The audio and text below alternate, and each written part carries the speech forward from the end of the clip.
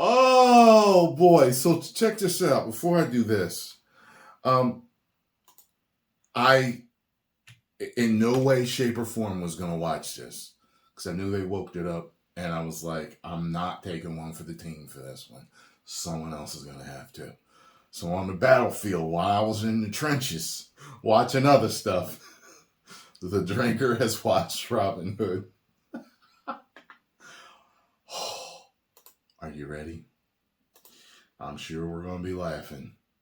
Now, most of you probably know the classic English folk tale of Robin Hood, the legendary outlaw who robbed from the rich and gave to the poor. As a matter of fact, the best part of that whole movie is the Sheriff of Nottingham. Hilarious. Robin Hood comes in a close second with all his shooting arrows, feats. Please go watch it. The guy that plays, I think his name is Snape in the Harry Potter series, plays him. Hilarious. I mean, his performance in it is gold.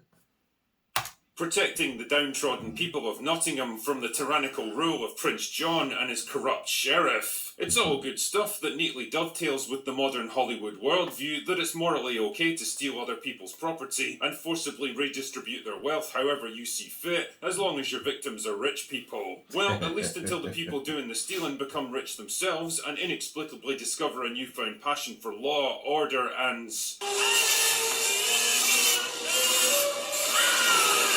so that nobody else can ever take what they've got.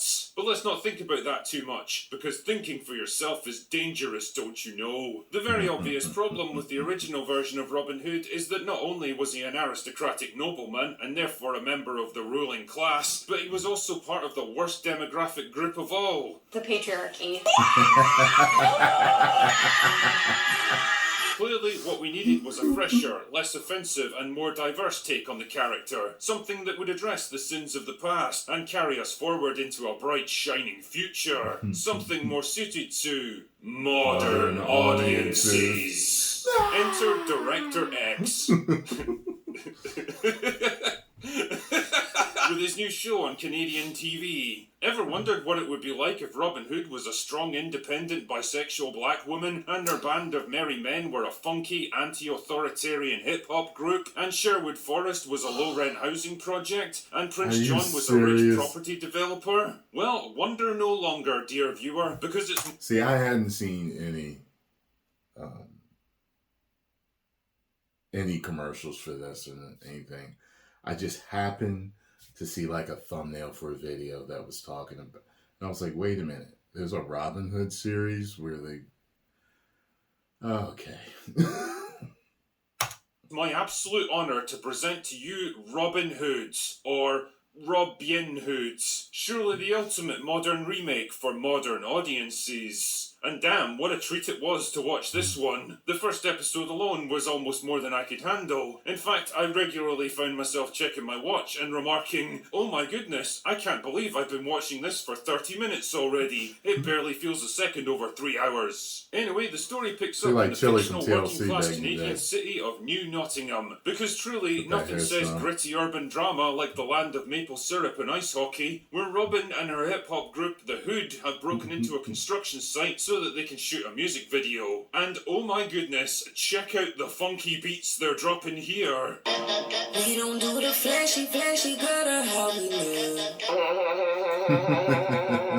But oh no, then the local police arrive to spoil the fun. I mean, how dare they try to enforce property laws and keep teenagers out of dangerous construction sites? So Robyn does the sensible thing and tackles one of them into an empty swimming pool, because that's definitely something a 100-pound teenage girl could do, and then they run directly back to their tower block. Damn, no cop in the world could catch someone this fast. Now, you might think it would be a bad idea to lead the cops straight back to your home address, but luckily the entire tower block comes out to defend them. Then the cops retaliate using the most extreme measures at their disposal. These hood rats want to play? Get the toys up! Yep, these delicate, unarmed and highly expensive radio-controlled drones are definitely going to strike fear into the hearts of hardened criminals.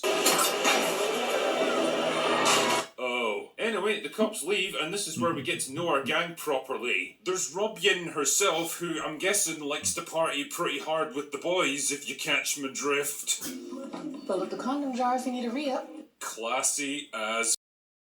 Apart from Robyn herself, there's Much. Just Much. Anyway, Much is fast and smart, but reckless. How exactly do I know this? Well, I was able to pick... I tell you this, growing up in the hood, you hear some of the strangest nicknames. Even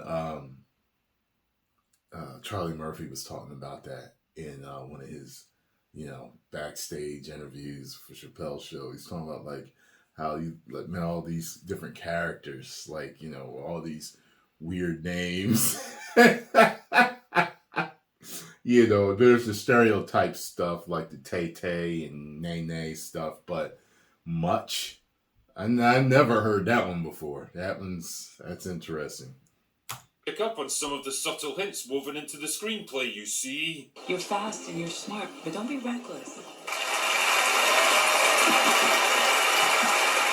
He's also a self-taught technology The do genius, better because message. if there's one thing we need more of in our entertainment, it's teenage girl boss geniuses with Howard Hughes levels of engineering capabilities that they just kind of learned by themselves. Rounding out the trio of modern storytelling archetypes is Alan, the unthreatening male sidekick, whose blandly cheerful, laid-back and agreeable personality ensures that he'll never be seen as a challenge to Robyn's unquestionable authority over the group. You just sit back and know your place, Alan. Oh yeah, and Robyn's old friend Little John shows up on leave from the military to say hi and catch up with her. So what do you think he chooses to do? Maybe grab a coffee and have a chat? Go out for a beer? Of course not. He grabs a giant stick and starts hitting her with it. Oh my goodness, they're doing the thing from the film. We also get to meet the villain of the show, John Prince. See what they did there?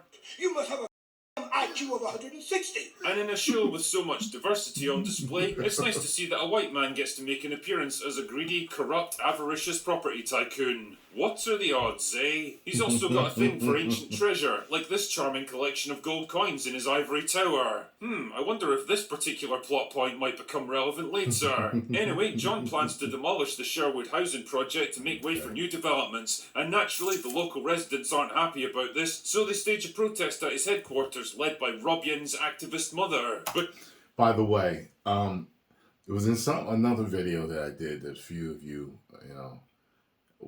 I've seen the comments saying, why would you take a role like this? Why would you take roles like this in these IPs, these reimaginings, if you will, that totally, are not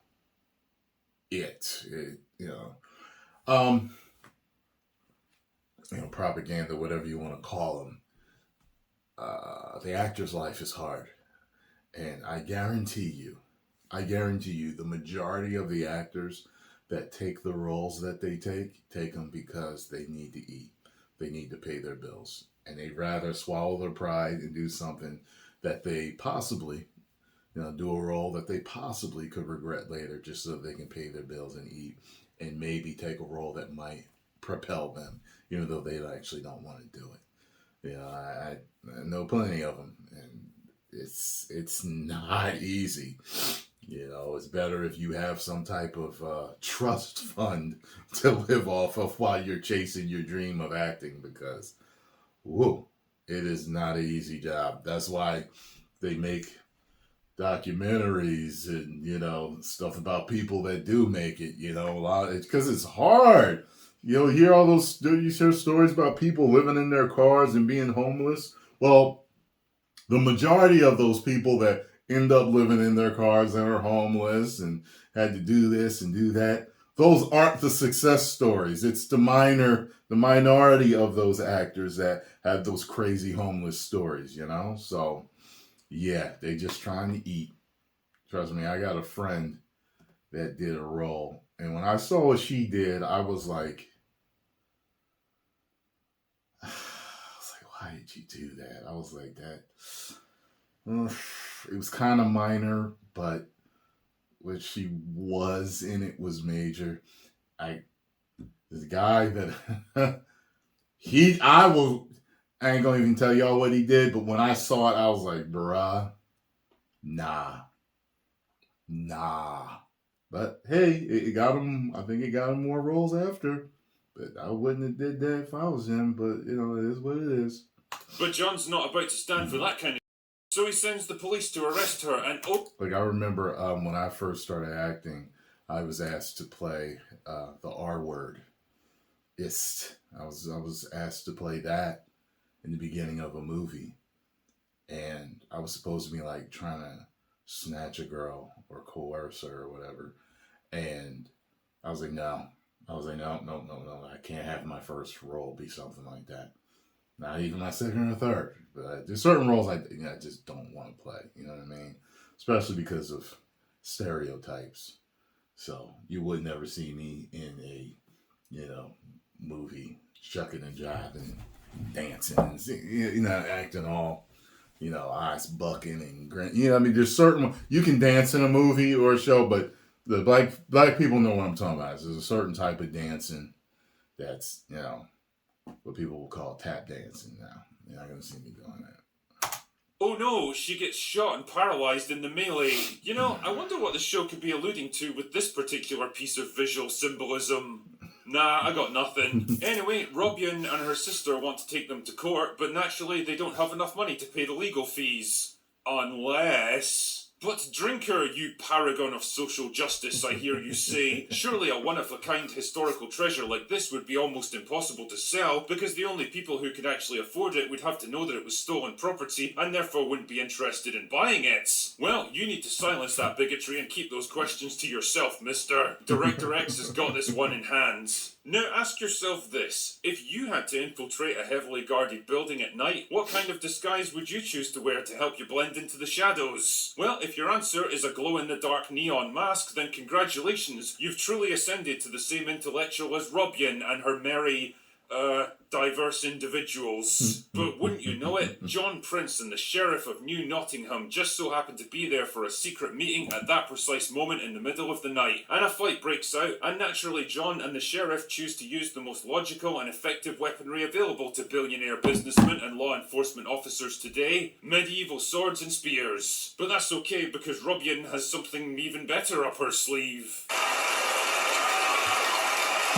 It truly is amazing how cleverly this show blends together the old and the new, spinning the classic English legend into a fresh new time, culture and location without ever feeling forced or contrived. The way it works in subtle, understated social commentary without hammering the audience over the head with it. The complex cast of characters that never fall into tired and overplayed stereotypes that we've seen 100 times before in modern productions. The top quality cinematography and performances, married with compelling and intelligent dialogue, really cements this show as one of the best examples of modern entertainment that I can think of, and I can absolutely see why it's been such a big hit with audiences. Truly, Robyn Hood didn't just subvert my expectations, it completely and utterly Friar Tucked them. And if you let it live your life, it can do the same for you too. Anyway, that's all I've got for Friar today. Tucked. Go away now. Ah, good Lord. Thank you, Drinker, for taking that. Taking that for the team, man. Because I was like, nah, I can't. I can just tell. I can just tell how horrible it's going to be. It'd be like, watching the full series of Velma or something, just like not doing it. So, hey guys, post comments down below. I want to know what you guys think. Have you seen it? Do you like it? Is there any one of you that saw it and really, truly likes it? Well, let me know. Is it worth it? I heard the director's been online going off. You know what I mean? It is what it is. If I was him, if you have your thumb on the pulse of fandom and stuff going on now, there's no way you would take a job like that to direct or act in unless you didn't know. I mean, but if you have the thumb on the pulse of the fandom and what people, then you wouldn't unless you want to cause controversy, or if I don't know, man. It's